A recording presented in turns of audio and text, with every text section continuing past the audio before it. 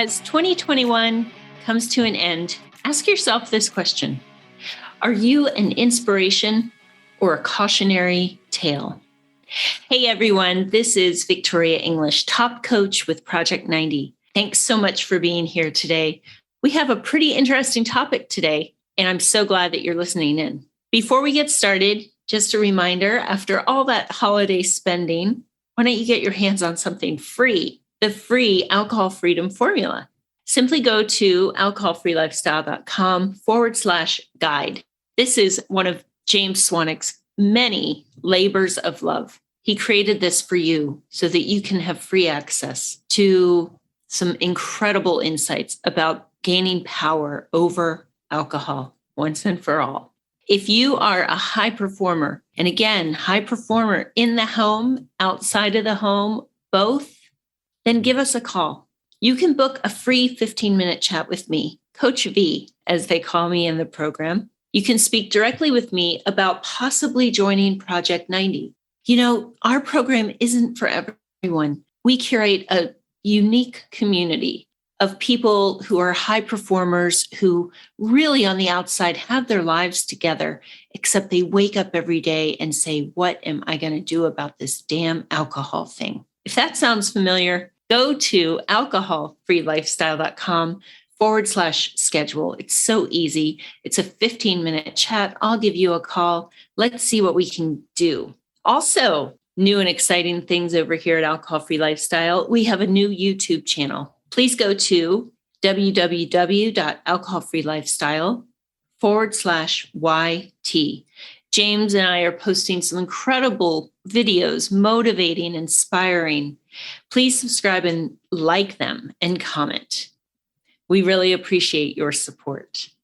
So let's get started. Back to that question. Are you an inspiration or a cautionary tale? Well, I've been both.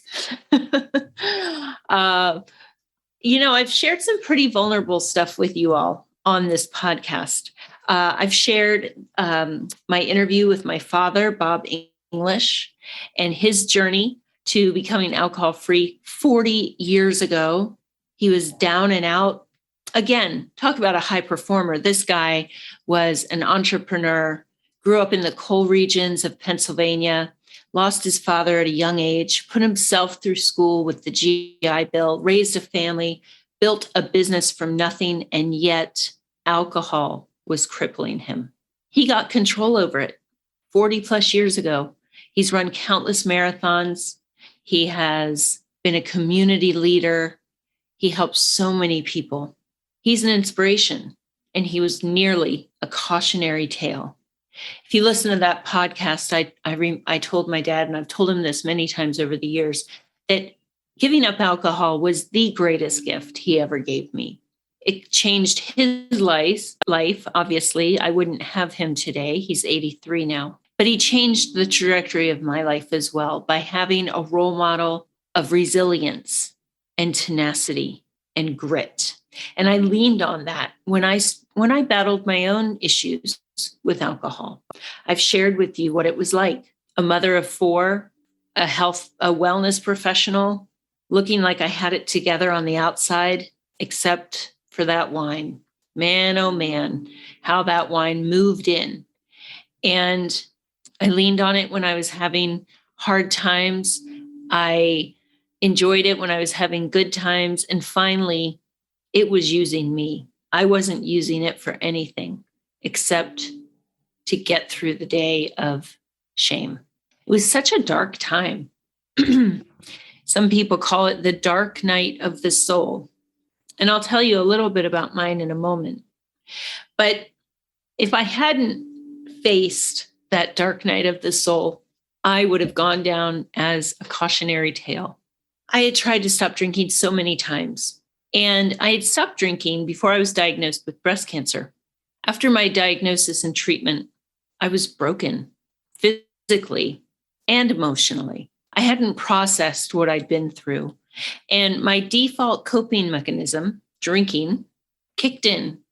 It was a brief period, but man, did it come back hard and fast. I couldn't believe that after fighting for my life and battling cancer, that I would do something so harmful to myself. I just didn't have the tools to deal with what I was feeling. So let's look at those two scenarios. Had I not beaten cancer, I would have been remembered as an inspiration, a woman who gave it her all, a woman who endured 16 chemos. I don't know how many surgeries, you guys. I think I've lost count. 8, 9, radiation, oral chemotherapy, chronic pain. Yeah, she went through all that, and she lost the battle, but what a warrior. What an inspiration. That's how my children would have remembered me. What if I had not overcome the alcohol thing? My legacy would have been a cautionary tale. Even if I were still alive today and drinking, I would be a cautionary tale. My children would look at me and say, I don't want to be like her. And then when alcohol finally took me, there would not be joy in the memory of me. That's a tough thing to face. And I did face it. Man, oh man. If you've ever read the book that I'm in, The Addiction Diaries, I talk about that final day, the dark night of the soul, when I knew it was now or never for me. And again, on the outside, things looked okay. My Instagram, my Facebook, the way that I walked through my days. Yeah, I was a trooper. Tough cookie, they called me. And then there's my son. Yes, yes, yes. We have a lot of addiction in our family. And you know what? I could sit here all day and theorize why that is. Is it genetics? Is it environment? Is it where we lived, where my kids grew up, the access they had to substances? I don't know. You know what? At the end of the day, you guys, if you're in a cycle of maladaptive drinking, you're in the mud. So you can sit there and talk all day about how you got in the mud, or you can get out of the mud because you're dirty. And I sure was. My son, Daniel, was the inspiration for today's episode. He's 23 and he graduated from college last Friday. What a day. Anyone who's listening who has seen your child walk across that stage, that little boy, little girl whom you saw take their first steps, taking that walk across the stage and receiving their diploma, you know that feeling of awe and pride and joy and hope. That wasn't always the case with my son. My son was a cautionary tale. When he was a little kid, he was a great little boy, absolutely adorable. One of those babies and toddlers that people stopped in their tracks and would just stare and say, oh my gosh, he was adorable and smart and cute and fun. And then when he was a teenager, he felt lost, didn't feel like he fit in, and he fell into substance use. My son had a dark night of the soul at a young age, 19. I won't go into the gory details because that's my son's story to tell. But at that young age, he had a dark night of the soul. That moment where you realize you are at a crossroads and the path you choose is going to change everything. Thankfully, my son chose to dig into that soil of despair and find what we all have in common, what you have in common with me, James, my father, Daniel, and any person you see on the street. The human spirit, that human spirit that if you read history books, you can recognize it, that moment where people dig in deep and say, I am not giving up. So my son had that at such a young age, and he went from being a cautionary tale, a kid that other parents would talk about, I'm sure, to their teenagers and say, don't go down that path. Don't go down that path. And now, when I posted his graduation to friends and family, the comments were, what an inspiration. What an amazing young man. Not only did my son go back to college, but he became vice president of his fraternity, a student senator, a community leader. He ran a mayoral campaign. He was Dean's List. He was pledge educator. He speaks with other young people who have fallen into substance misuse.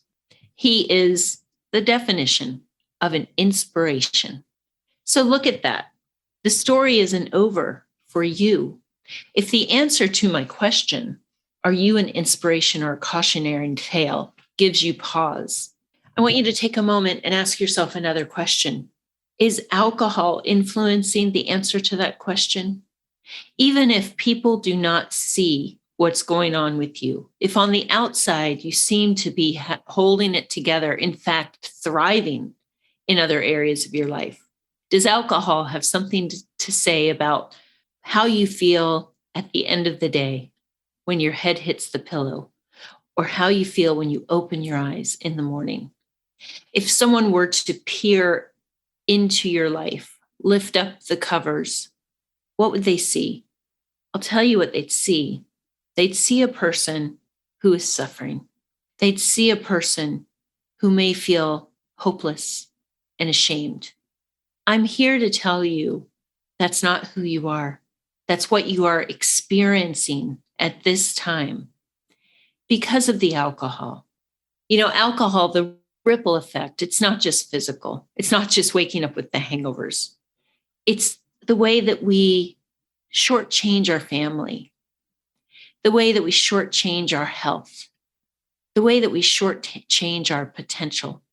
Who you are when you are in the cycle of drinking is not who you are. In Project 90, I do an exercise with our members, and it's a core values test. And I've mentioned it before because it's so critical. Alcohol wants us to be alone, ashamed, sad, hopeless, terrified. When we do the core values test quiz, people identify what's at their core, what's at the root of their human spirit. Often their values are things like family, health, compassion, community, love, faith. And then I ask them, how do those values show up when you drink? And of course, it's the same for all of us. They don't. They're kicked out by alcohol. But does that mean that that's not their core values? No. So once you remove the alcohol, you get back to who you really are. Now, listen, I know this is scary. I'll be honest with you. Giving up alcohol, really giving it up, was probably the scariest thing I ever did. And I've done cancer. But you know, cancer has a protocol. I knew what I had to do. I showed up, I did the chemo, I did the surgeries, the radiation, and I hoped for the best. And I'm still alive today, thankfully. And it's something I still battle. I'm in Philadelphia right now for a clinical trial to hopefully keep this cancer from ever coming back. But it's a protocol. It's something I can follow. Alcohol is different, and it can be more terrifying because when you remove the alcohol, you have to feel things. You have to see things about yourself that you've been drinking over. That's not meant to be done alone. That's why you have us. Because that dark night of the soul. Yes, you do have to experience it on your own. But as you dig into that soil and find that seed of life and hope, that human spirit, you'll be surrounded by other people who have been there and who understand. It's okay if you're a cautionary tale right now. Your story is not over. There are so many chapters ahead. My father has had 40 more of them, 40 more years. He was in his 40s when he stopped drinking. I have so many ahead. My life has become something beautiful because my core values and my human spirit are shining. My son at 23 faced that dark night of the soul and talk about a future that's bright. And you can do this too, because there's nothing that I possess or the Project 90 members possess. my father, my son. There's nothing that we possess that you don't possess, because we all are human. We all have this inside of us. And so as our year comes to a close, I ask you, what are you waiting for? What are you waiting for? Put an end to the chapter that alcohol has written and start to write your own. You've got this, and we've got you. 2022 can look a lot different than 2021. I did an exercise the other day. It was reflection week in Project 90 and Beyond 90. Beyond 90 is our program where we take you to a full year of living alcohol-free. And I had them do an exercise with a few questions. I said, put yourself back in December of 2020. So a year ago, when you were still drinking. And I said, how would the you of December 2020 have answered these questions? What is missing from your life? Where is your life headed? Do you like that path, or do you want to change it? What, if any, lies do you tell yourself? What are your goals for your personal life? What are your goals for your professional life? And then I had them answer in present day. The answers were so profound. I'm going to do a podcast episode about it. I want to share that with you. And what's the thing that they all had in common? They eliminated the alcohol. This can be you. Get started today. Don't wait anymore. If you've listened to more than one of my podcasts, you know that you need to do this. And if you try doing it on your own and it didn't work, I hate to tell you, it's not going to work. This isn't meant to be done alone. So please come over and join us. Book a call with me, 15 minutes. Let's see what happens. Remember, go to alcoholfreelifestyle.com/schedule. Until next time, I wish you the best.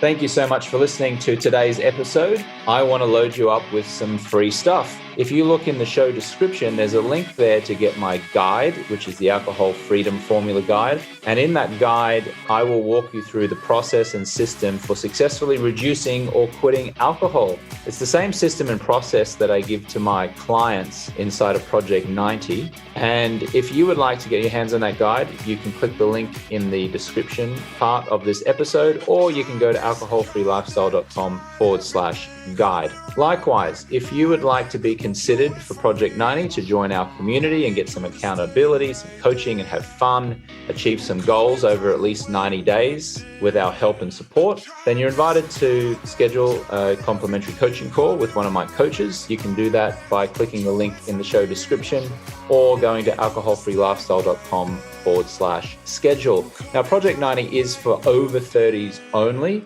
And it's really for people who are ready to get long-term power over alcohol. You don't have to quit forever, but you will have to quit for at least 90 days with our support. Just a reminder, 95% of my content is free and plastered all over the internet. If you just Google James Swanwick and the word alcohol, you'll find that. For those of you who want additional support, if you want coaching, fun, accountability, if you realize that you can't do this on your own or you just plain don't want to, then I invite you to schedule that call and we can talk about if Project 90 is for you.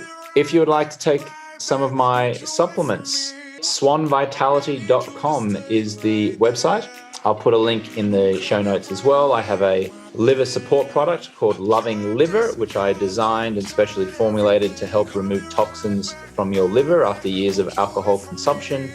Again, there's a link in the show description. We've also got a green powder there, which turns into a green juice filled with amazing ingredients to support you and give you energy throughout the day. And there's also a magnesium product, which I take every night to help me prepare for sleep and to sleep through the night. So there's a few options there. Lastly, if this episode or the show in general has helped you or supported you in any way, I would so appreciate it if you would write a review. It really does help the show climb the rankings and expose the show to people who don't yet know about us. So if this show has benefited you in any way and you feel compelled to pay it forward, just writing a short little review, hopefully a nice one, will be so appreciated, and I will thank you immensely. Lastly, if you'd like to talk to me about anything at all, feel free to send me an email at james@alcoholfreelifestyle.com. I do read and respond to every email. And you can also follow me on Instagram at @JamesSwanwick. Send me a message there. And I look forward to connecting with you soon. Catch you on the next one.